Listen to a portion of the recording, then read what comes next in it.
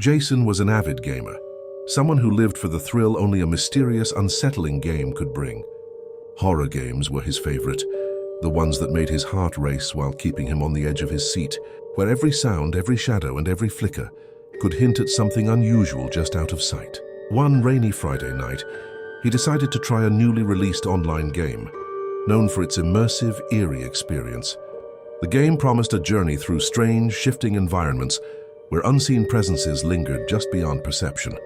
Watching and waiting for even the smallest sign of hesitation, Jason settled into his chair, the soft hum of his computer and the rhythmic patter of rain outside creating the perfect atmosphere.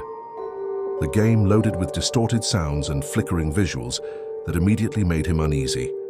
At first, it played like any other game, twisting hallways, doors that seemed to whisper when opened, shadows that wavered and vanished when he looked directly at them, and soft murmurs that seemed almost like breathing. Jason kept calm as he had in countless games before, moving carefully through the darkened streets, aware of every creak, flicker, and subtle shift in the environment. Then something caught his eye. Street signs in the game resembled the ones near his own home. He leaned closer, a chill running down his spine. The streets, the lampposts, and even the arrangement of small details felt familiar, but warped in ways that made his chest tighten. He tried to tell himself it was just a trick of the designers, a clever way to immerse players more deeply. But it didn't stop there. The buildings, the street layout, and the placement of windows reflected his own neighborhood with an uncanny precision, though angles and shadows shifted subtly, moving almost of their own accord. The game had transformed his world into a dark reflection, a distorted mirror of reality that seemed aware of him. Jason's fingers trembled slightly over the keyboard. He tried to ignore the growing unease, but the game continued to pull him further in, deeper into a place that was familiar yet entirely strange. Then he arrived at a house that resembled his own.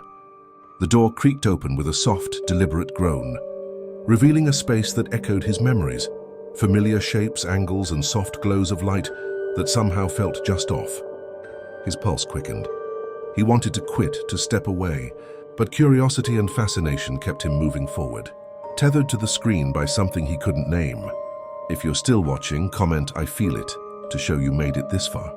A small window appeared on the screen, showing a reflection, but it wasn't quite right. The image mimicked his movements with slight delays, like a shadow learning to follow him. Jason's hands froze. He could not look away. In the bedroom, the digital replica was flawless. The same bedspread, posters, scattered papers on the desk, even the subtle contours of corners. Yet small differences made the room feel uncanny. Edges shimmered faintly, light bent in impossible angles, and soft forms shifted in the corners, as if the room itself breathed. A message appeared in gentle, pulsating text. "I am aware." The room seemed to inhale and exhale, shadows stretching and folding in ways that made the air feel heavy and watchful. Jason tried to move his character, but the controls lagged and twisted, as if the environment were responding to him, learning from him. A soft tapping echoed somewhere behind him. He spun, but the room was empty. Rain tapped against the window in rhythm, and the house itself seemed to hold its breath, waiting. The game pulsed, alive in ways he couldn't understand. "You cannot leave," it whispered, though no words came through his headphones. Fear settled in, but he could not tear himself away. So even when he stepped back from the screen, the sensation lingered, crawling along the edges of his awareness. Nights afterward, the game's twisted reflection haunted his dreams. Shadows thickened, corners seemed to breathe, and the street outside seemed unnaturally quiet, patient, waiting for something unseen. Jason never opened the game again, but sometimes when the house was still and the rain tapped softly, he felt a presence brushing the edges of his mind, soft and knowing, like a distant whisper. If you want more stories that linger long after the lights go out, make sure to subscribe to the Whisper Files and never miss a tale that unsettles your mind.